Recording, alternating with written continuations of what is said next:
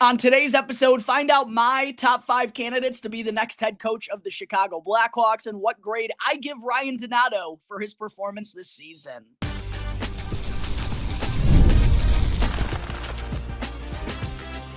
You're Locked On Blackhawks, your daily podcast on the Chicago Blackhawks, part of the Locked On Podcast Network, your team every day. How's it going, Blackhawks fans? Welcome back to another episode of Locked On Blackhawks, part of the Locked On Podcast Network, your team every day. As always, quick reminder to go and hit that like button. Hop in the comment section below. Let me know who you want to see me cover next on my Chicago Blackhawks season recaps, and go and subscribe to Locked On Blackhawks on YouTube. If you haven't done so already, follow my Strictly Blackhawks account at Talkin' Hockey on X. That way you don't miss out on any of the latest Blackhawks news and updates. And final shout out that I got to give here today goes out to the sponsor, which is FanDuel. If you're not already a member, check out FanDuel.com right now to win $250 worth of bonus bets when your first $5 bet wins, all throughout the NBA playoffs. All right, good morning, everyone. Again, thank you all for joining me on another episode of Locked On Blackhawks, your one-stop shop for all things Chicago Blackhawks. Kicking things off on the show here today, it's time to get into another one of my Chicago Blackhawks season recaps. But first, a reminder that everything is always time-coded down in the description below. I'm sure there are a slew of people clicking on today's episode specifically to hear about my top 5 candidates to be the next head coach of the Chicago Blackhawks. If you want to skip through Ryan Donato's season recap in order to get there first, you can easily do so by just clicking down in the description again, because everything is time-coded down there on every single episode. But before I get into my top 5 candidates, for those of you who want to stick around right from the jump, I'm going to be beginning with my next Chicago Blackhawks season recap. And I've already gone through my first 2 on the show the last couple of days, with Connor Bedard kicking things off last week and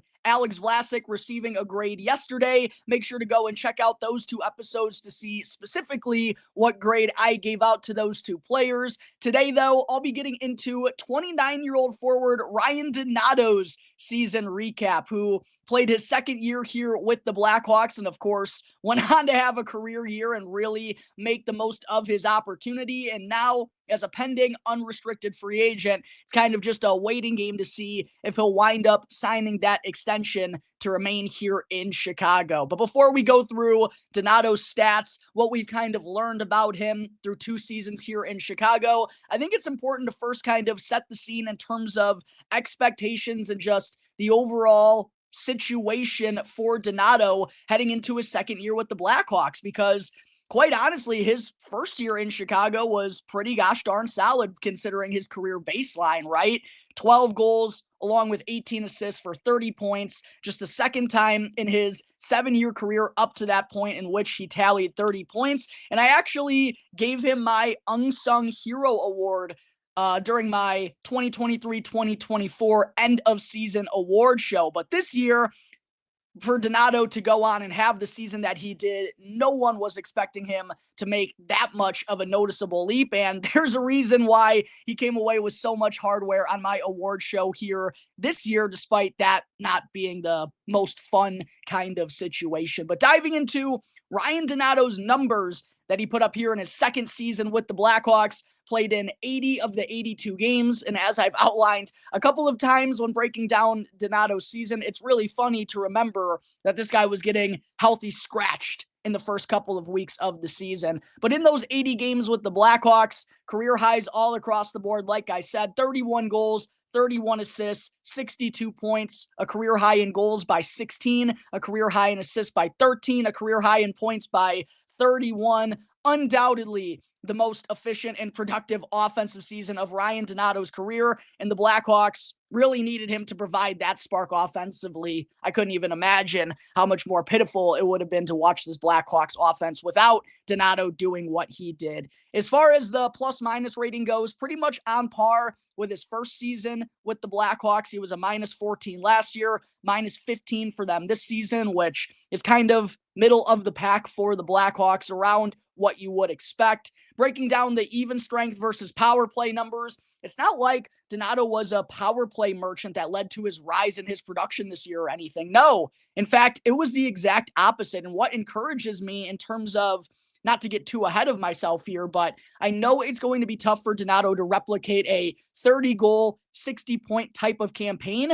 But with how efficient he's been at even strength throughout his career, I don't think it's going to be as big of a dip for him next year like we saw happen with Philip Kurashev here this season. 26, though, of his 31 goals this year scored from the even strength variety. Super impressive stuff out of Ryan Donato. By far the team leader in that category, and a career high for him in that category by 11. However, he has scored 15 even strength goals in a season before, and he also scored 11 of his 12 goals at even strength last year for the Blackhawks. So always has been a pretty good 5-on-5 scorer, despite not having the, most elite offensive attributes. And as far as his even strength assists go as well, 22 of his 31 assists this year came from the even strength variety. So again, he wasn't just a power play merchant that was racking up points or racking up secondary assists from that variety. No, 22 of his 31 assists and 26 of his 31 goals came at even strength this year. Really impressive stuff out of Ryan Donato. The one stat that is going to be hard for him to replicate for sure, though, is the shooting percentage. Donato shot 17% this year for the Blackhawks when his career average in his previous 7 NHL campaigns was 11.1%. He did get more shots on goal this year, considering the larger opportunity, 182 shots on target, which was a new career high by 23. But at the same point in time, it wasn't it was more of an opportunity for Donato than he's ever gotten in his NHL career. It's not like he had 70 or 80 more shots than he's ever had. No, it was only 23 more shots, still a noteworthy uptick.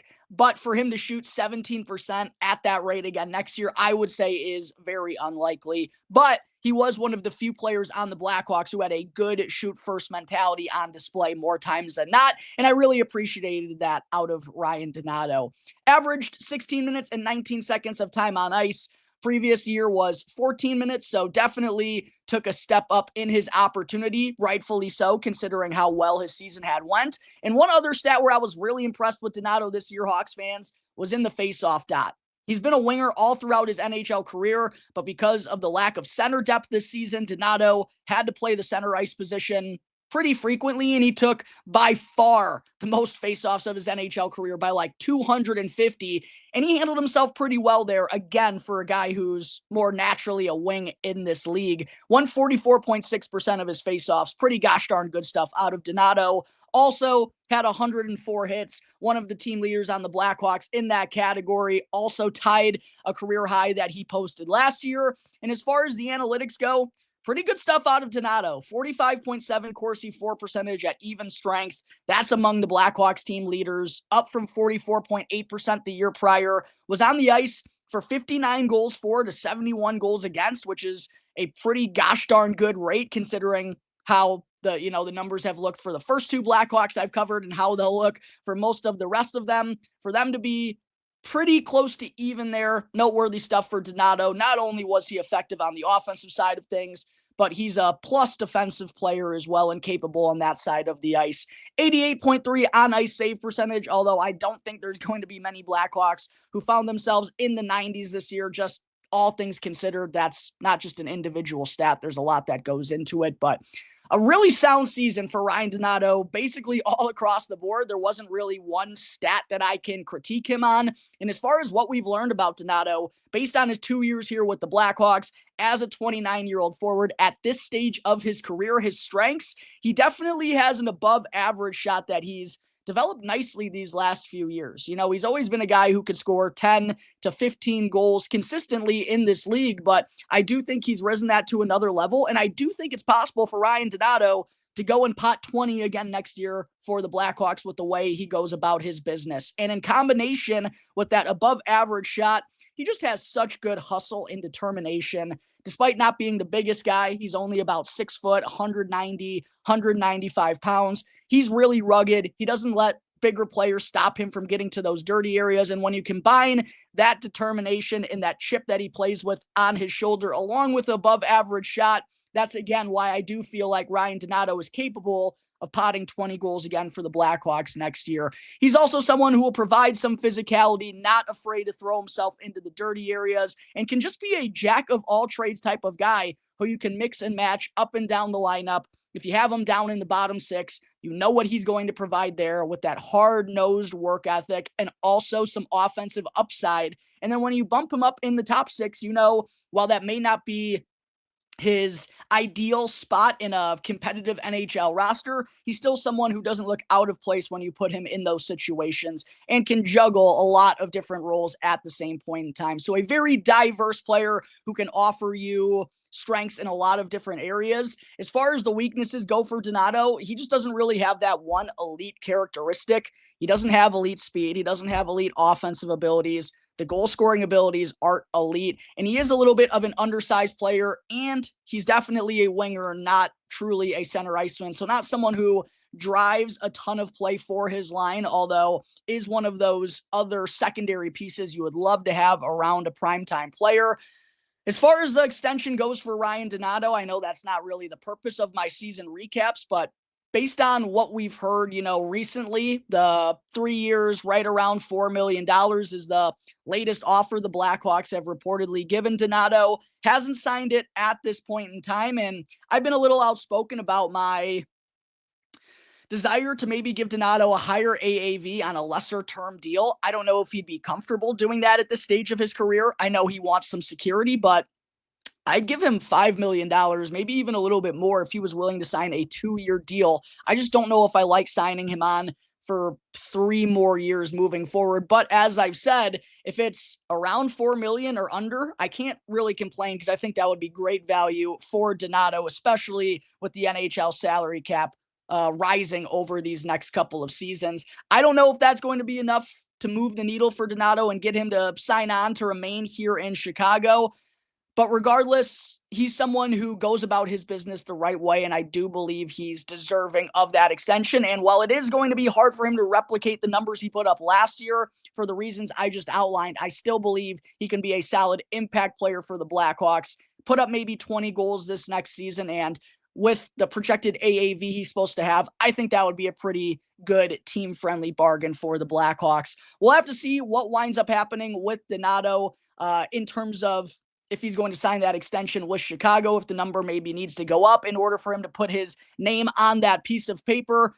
But taking everything into consideration, the grade I'm going to give Ryan Donato for his performance this year, I don't know how I give him anything other than an A. He truly was one of the best, if not the best member of the Blackhawks all season long. And I kind of find it hard-pressed to give him any other grade than an A here this year. Let me know if you feel the same way below in the comment section, Blackhawks fans. Do you think my grade's too high? Do you think my grade is right on? And also, let me know who you want to see me cover next on my Blackhawks season recaps. But that's going to take care of Ryan Donato's 24-25 season recap.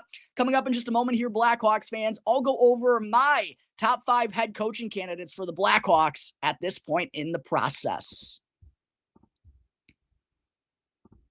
Real quick though, Blackhawks fans, I first need to talk to you all about the fine folks over at FanDuel. The NBA playoffs are now underway, and FanDuel is giving new customers an incredible way to get in on the action. Right now, when you join FanDuel and place your first $5 bet, you'll get awarded $250 worth of bonus bets if your first $5 bet wins. And that's $250 that you can use on everything from buzzer beaters to early round upsets and even who's lifting the trophy when it's all said and done. Plus, after the game tips off, you can still combine live prop bets into a same game parlay for a chance to win real big. So don't miss out on this incredible offer. Again, $250 worth of bonus bets if your first $5 bet wins. All you got to do is head on over to FanDuel.com right now and claim your $250 in bonus bets today.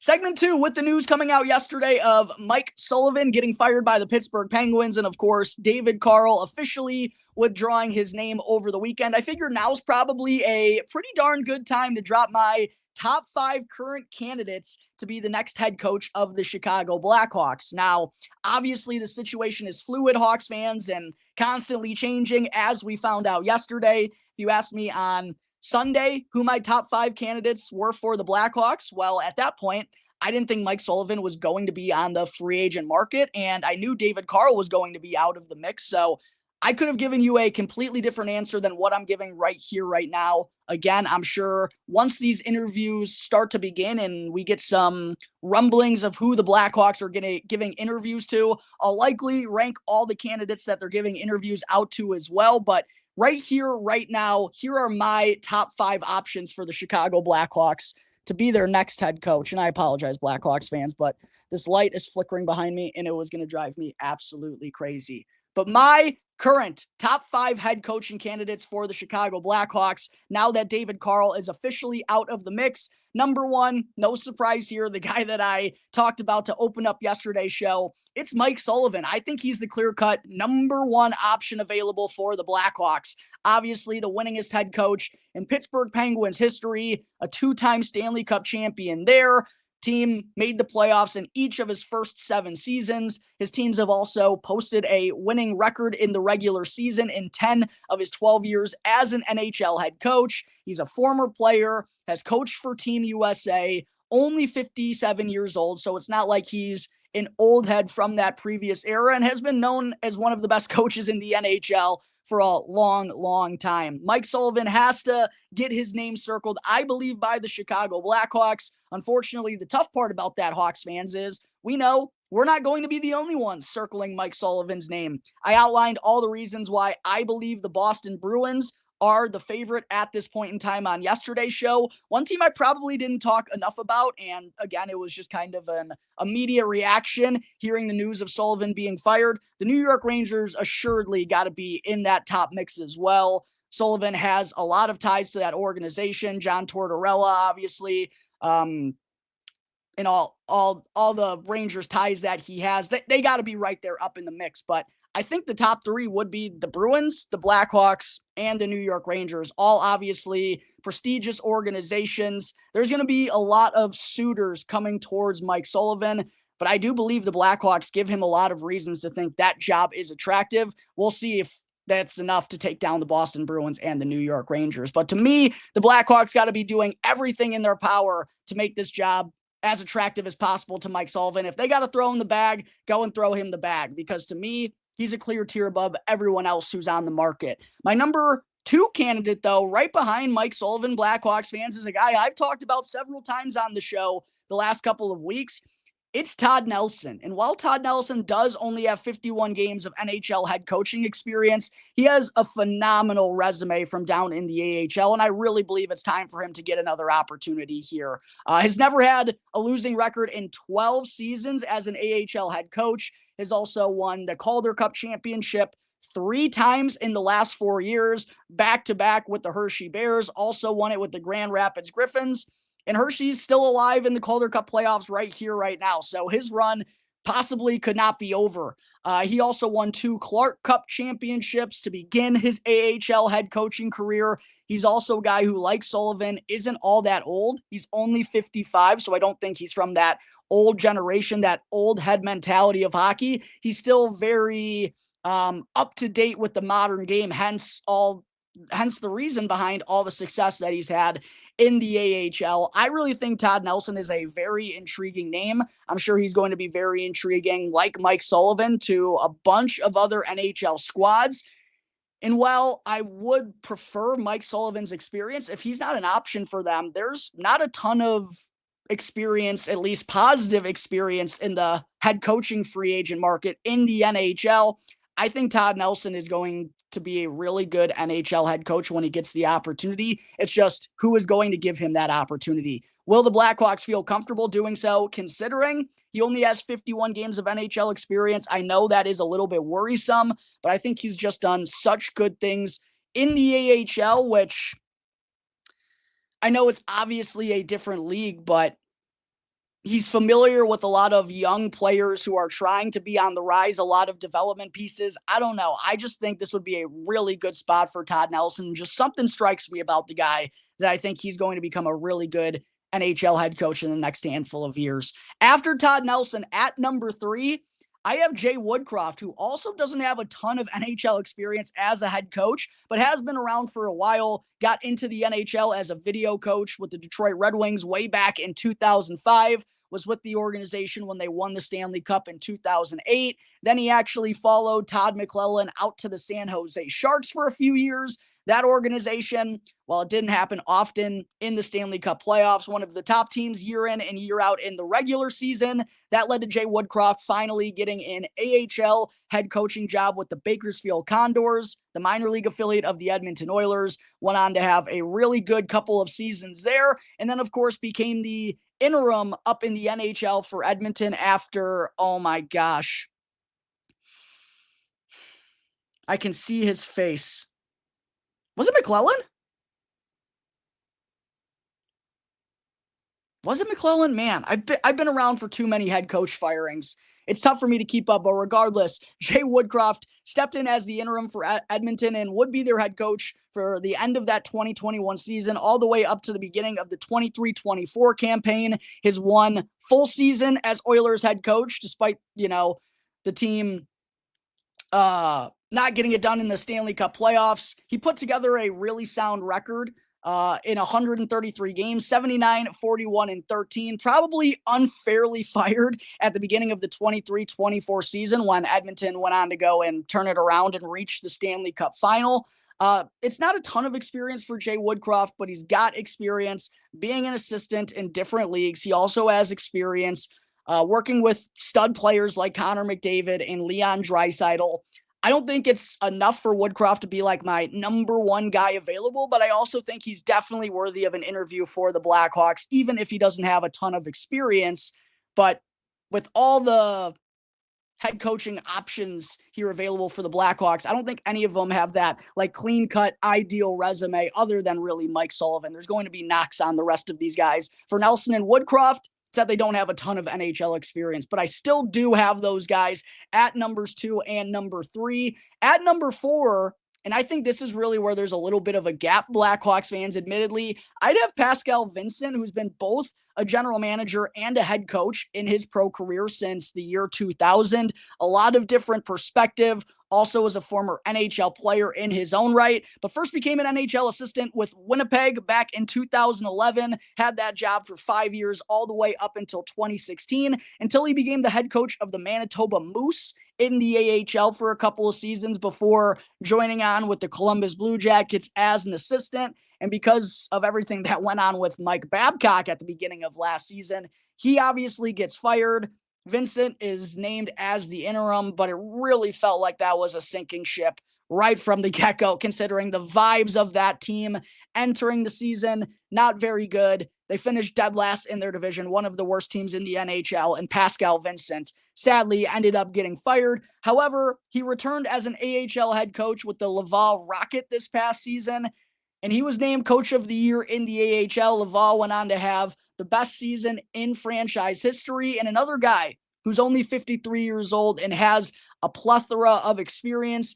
I think it's a little bit far-fetched to say he'd be the next head coach of the Blackhawks, but I also do think he's an intriguing option for multiple different ways as well.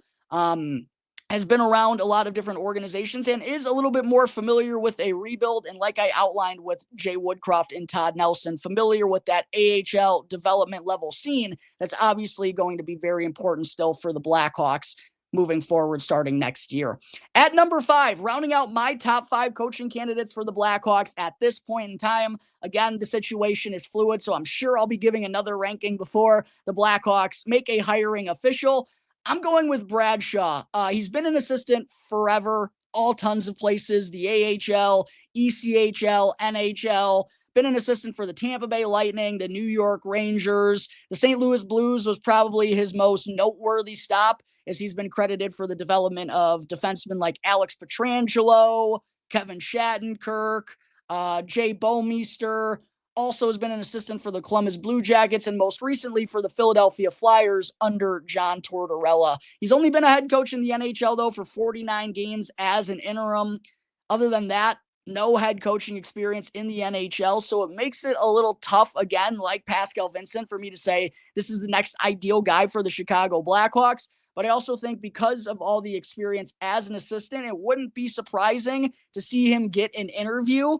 But those last two guys, Vincent and Shaw, don't really move the needle for me all that much. to me, it's all about the big three here. Mike Sullivan, Todd Nelson, and maybe even just those two guys. Those are really my top two candidates at this point, considering David Carl is now off the table. I wouldn't hate Jay Woodcroft. I think he's a good option. I think Todd Nelson is a good option.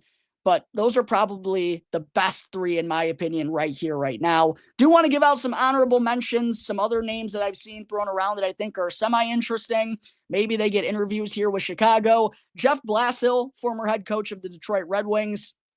Things didn't go very well for him as the head coach there, but also the Detroit situation, I don't know if you can entirely blame that on the head coach. I mean, Steve Yzerman's plan is starting to get a little bit suspect at this point in time, but he does have a great AHL head coaching record and also has spent time as an assistant coach for John Cooper of the Tampa Bay Lightning. So because he's been around a good organization and one of the best head coaches in the NHL, I do wonder if that's enough to get him back in the mix for an NHL head coaching job. Marco Sturm is also a name I've seen thrown around a little bit, one of the younger candidates in the market this year, 46 years old, been an NHL assistant for 4 years, AHL head coach with the Ontario Reign for 3 years. Seems likely that he's going to get a head coaching job at some point, but feels far-fetched that it would be for the Blackhawks right here, right now. Two veteran names who are a little bit interesting to me, Claude Julien. I've talked about Rick Tocchet. However, I do feel like those are both old school types of coaches, and with just the modern day game being different. I mean, Claude Julien really hasn't had success as an NHL head coach in over a decade, right? Like the old style of hockey, I think more suited him. And Rick Tocchet, well, I know he's a guy's guy and everyone loves him in the locker room. It's not like he has an illustrious resume as an NHL head coach either, and is a little bit more old school. And I don't think I really want to see the Blackhawks go old school with this next NHL hire. There are some interesting honorable mention names that maybe get part of the interview process here in Chicago, but ultimately for me, I'd love to see the next head coach of the Blackhawks obviously be Mike Sullivan. As I outlined yesterday, he's got to be the number one guy they give their best gosh darn pitch to. And if it doesn't wind up being Mike Sullivan, if he ultimately winds up choosing the Rangers or the Bruins over the Blackhawks, then I think Todd Nelson or Jay Woodcroft are the two best candidates left on the market for the Blackhawks to go and jump on. But there are my thoughts on the head coaching market for the Blackhawks as their coaching search is expected to ramp up here over the next couple of weeks. We're about to enter the month of May. Coming up in just a moment, Blackhawks fans, before I close out today's episode, still got to get into a quick update on an electric first round of the Stanley Cup playoffs.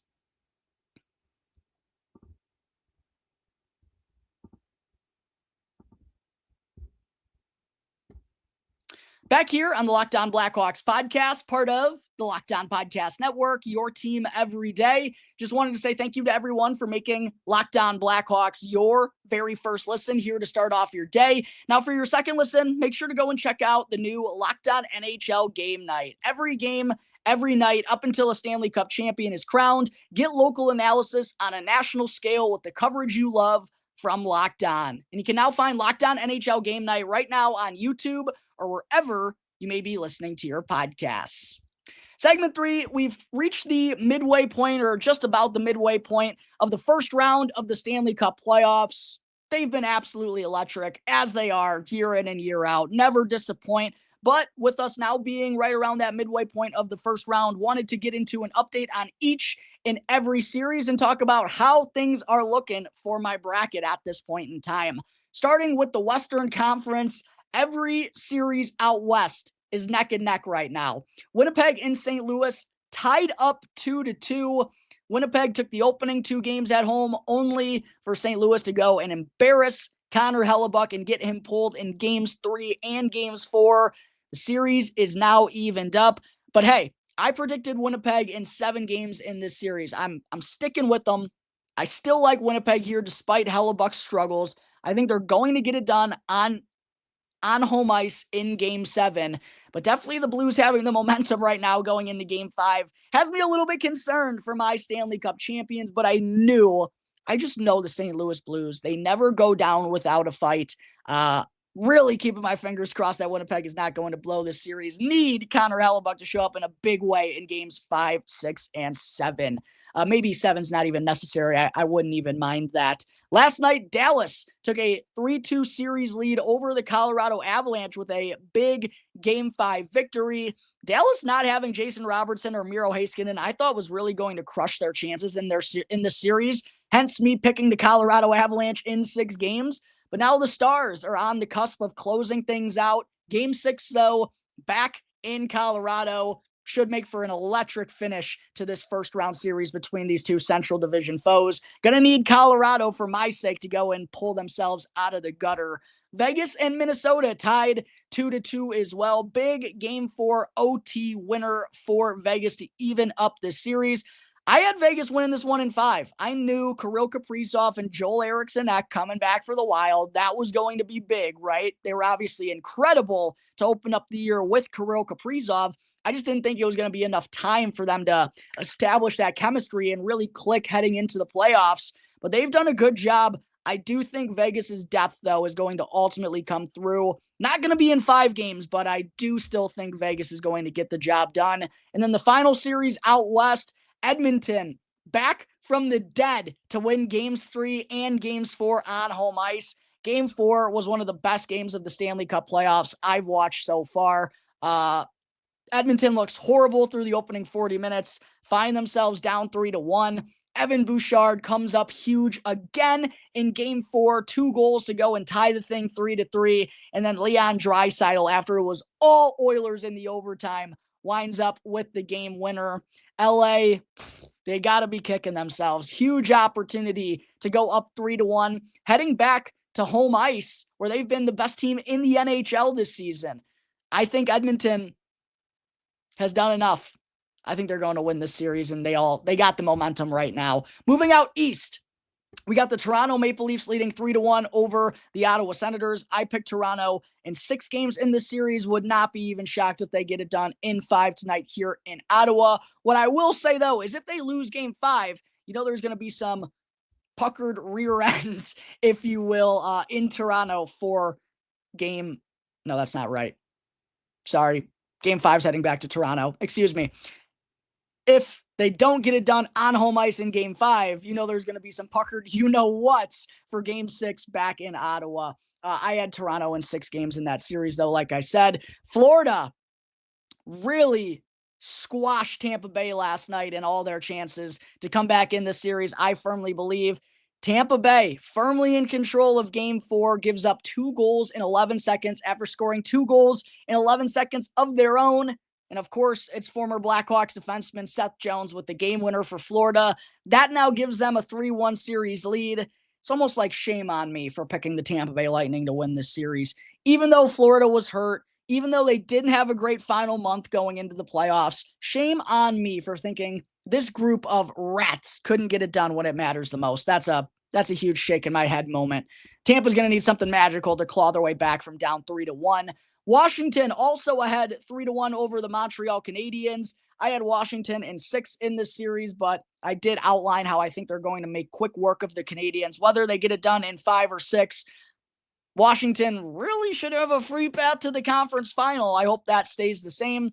And I had Carolina over New Jersey in 5 games. They currently have a 3-1 lead. I just knew without Jack Hughes, against one of the best defensive bunches in the NHL in Carolina, New Jersey was going to have a really hard time scoring goals. Shout out to former number 2 overall pick Simone Nemec for a electric overtime game-winning goal in Game 3, but I really expect Carolina to close this out on home ice here in Game 5. An incredible Stanley Cup playoffs it's been thus far. They truly never disappoint. Should be an awesome finish to round 1 in all of these series, most of them, especially out in the Western Conference, neck and neck at this point in time. But that's going to wrap up today's episode of Locked On Blackhawks, everyone. As always, thank you all again for joining me on the show. Be sure to subscribe to Locked On Blackhawks for free on YouTube and to subscribe to Locked On Blackhawks follow Locked On Blackhawks wherever you may be listening to your podcasts. That way, you can get the latest episode as soon as it becomes available each and every day. As far as for me, I'm your host, Jack Bushman. You can find me on X at JackBushman2. Check out my Strictly Blackhawks account at Talkin' Hockey. for all the latest Blackhawks news and updates. Until tomorrow's episode, everyone, have a great rest of your Tuesday. I'll see you next time on the Locked On Blackhawks podcast, part of the Locked On Podcast Network, your team every day.